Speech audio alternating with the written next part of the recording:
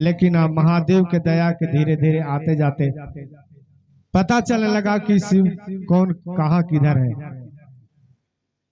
तो देखिए भैया दीदी, तो सबको जानते हैं तीन सूत्र, और शिव को गुरु माने वो भी और नहीं माने वो भी, लेकिन तीन सूत्र जानने से नहीं होगा। किसी चीज का अगर मास्टर स्कूल है बढ़िया यहाँ हंटरगंज में, लेकिन वो जानिएगा खुआ फलाना में स्कूल बढ़िया पढ़ाई होता है, वहां जाइएगा पढ़ने के लिए तब न सीखिएगा कुछ। अब जैबे नहीं कीजिएगा तो कहाँ से पढ़िएगा। ठीक उसी तरह से महादेव के चर्चा में आइएगा लेकिन झुकिएगा तो कहाँ से होगा। सुनिए समझिए, इस यहाँ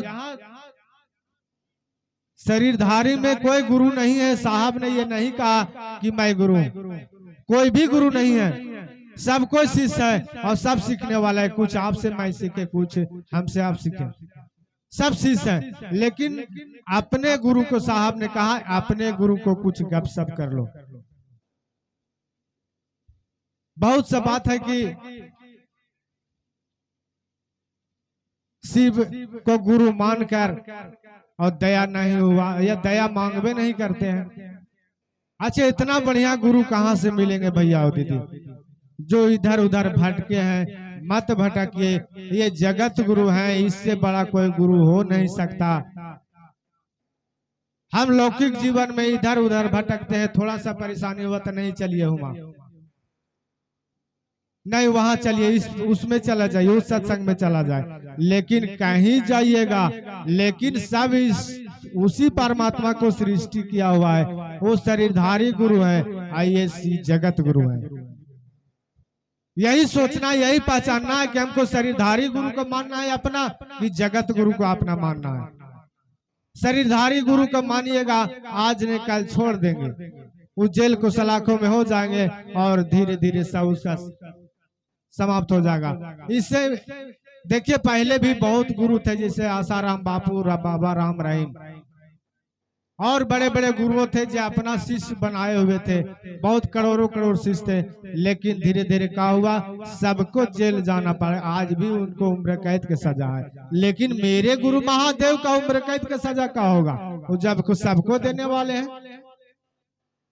इसलिए कि उन लोग अपना बैंड लगाते हैं, अपना कुछ पैसा बनाते हैं कमाने के लिए, लेकिन मेरे महादेव लेते नहीं है, वो देते हैं। मेरा महादेव वो लेते नहीं है, देते हैं। लेकिन पहचानना हम लोग के जानना है कि उस महादेव से, उस परमात्मा से कैसे लिया जाए। इसीलिए ने तो साहब ने कहा कि दुनिया लोभी है, दया मांगो। दया मांगने के लिए क्यों कहा कि शिव मेरे गुरु हो जाए। कहते हैं कि शिव आप मेरे गुरु हैं, मैं आपका शिष्य हूं, मुझ पर दया कर दीजिए। आप कहते जरूर हैं, लेकिन मन तो इधर उधर भटक जाता है। जब कहिएगा मेरे गुरु हैं, मन झुकेगा। मन जब तक नहीं झुकेगा शिव मेरे गुरु नहीं हो जाएंगे। शिव चर्चा में घोषणा करा लेने से गुरु नहीं हो जाते, उस राह पर चलने से शिव गुरु होते हैं। वो तो सबका गुरु है, लेकिन हम आप पर डिफेंस करता है कि कितना हम किस भाव से माने कि मेरा गुरु हो जाए। कैसे मनाएंगे उसको। मेरा बच्चा अगर घर में रुस गया है, 2 दिन खाना नहीं खाया है, उससे प्रेम से कहिएगा, मनाइएगा, ए बाबू खा लो, अच्छा ठीक है, उसको मना लीजिएगा। लेकिन अपना महादेव को नहीं मनाइएगा, जबकि सब कुछ दिया हुआ उनका है। और उसे मनाना है कैसे। अरे वो तो क्या खोजते हैं, मेवा मिष्ठान, काजू किशमिश छोहाड़ा, नारियल प्रसाद, वो तो कुछ नहीं खोजते हैं। महादेव नारियल खाते हैं, वो तो कुछ नहीं खाते। अरे किनका दिया हुआ सब उन्हीं का तो है, लेकिन उस भाव के भूखे हैं। मन से कहिएगा, भाव से कहिएगा, दिल से कहिएगा कि ये महादेव आप मेरे गुरु हैं, आप मेरा हो जाइए।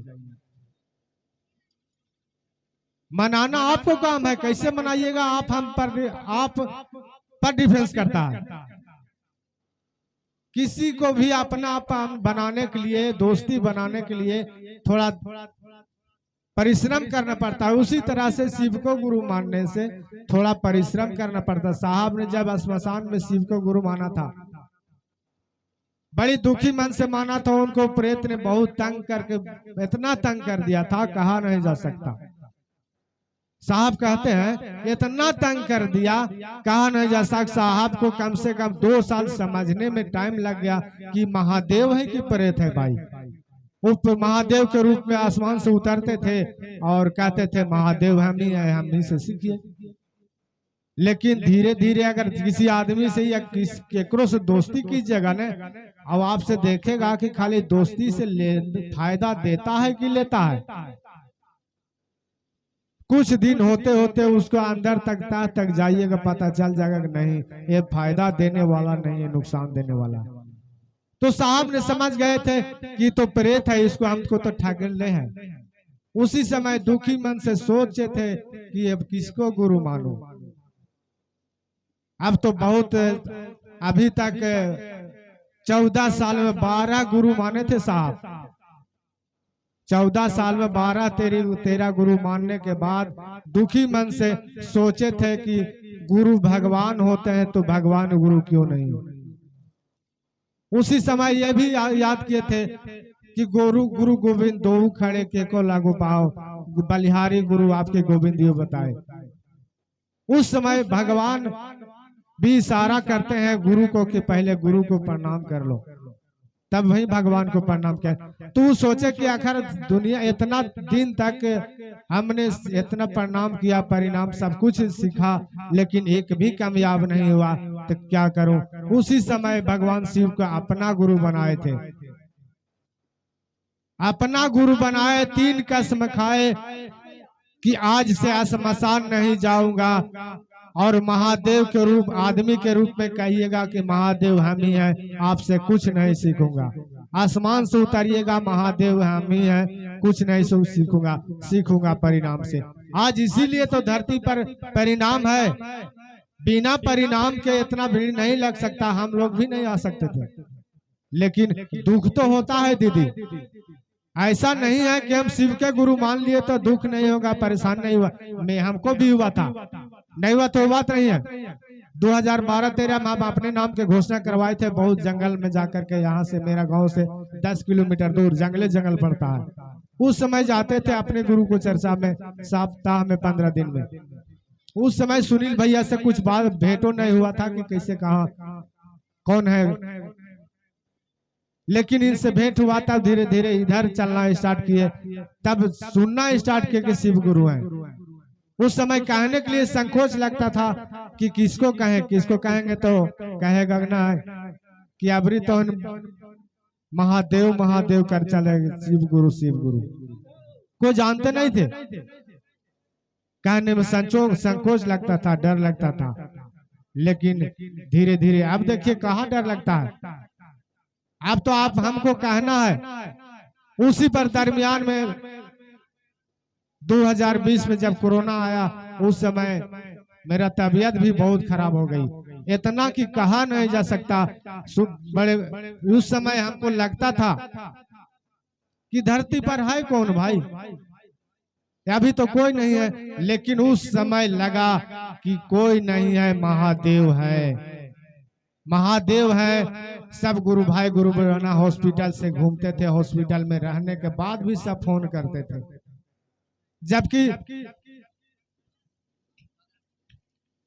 रांची से विकास चंद्र आजाद भैया भी हुए, सुनील भैया भी, महेंद्र, सबको फोन किए। जब घर आने के बाद सबको मिलने के लिए पहुंचे। हमको तो ये लगा कि अपना परिवार जो है वो अभी तक नहीं पहुंच सका है सबको, लेकिन अपनापन के भाव कितना है कि शिव को गुरु मानने के बाद गुरु भाई गुरु बहना के रिश्ता इतना पक्का तो है।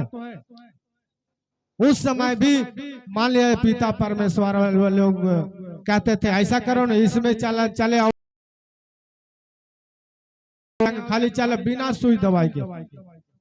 लेकिन हम नहीं माना उस समय, इसलिए कि साहब दीदी के दया इतना हो चुकी थी कि कहा नहीं जा सकता है। उस समझते थे कि उनका सिवाय है कौन, वही है। साहब को जीवन में दुख भी आया था।